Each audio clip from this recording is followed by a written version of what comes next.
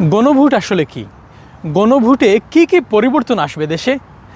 নতুন কি যুক্ত হবে? গণভোটে হ্যাঁ অথবা না জিতলেই কি হবে? এবার যদি হ্যাঁ জিতে যায়, সেক্ষেত্রে রাষ্ট্রপতি নির্বাচিত হবেন উচ্চ কক্ষ ও নিম্ন কক্ষের গোপন ব্যালটে। রাষ্ট্রপতি ইচ্ছে করলেই দণ্ডপ্রাপ্তদের ক্ষমা করতে পারবেন না। 10 বছরের বেশি কেউ প্রধানমন্ত্রীও থাকতে পারবেন না। যখন তখন ইন্টারনেট বন্ধ করা যাবে না। কোনো সরকার একই সংবিধান পরিবর্তন করতে পারবেন না।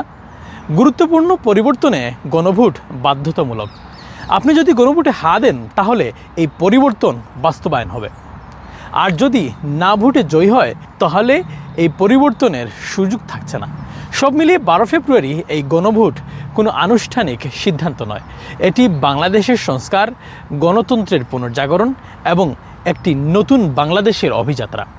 এটি একটি ইতিহাস বদলের ডাক। Shariful Islam Chowdhury, channels news, London.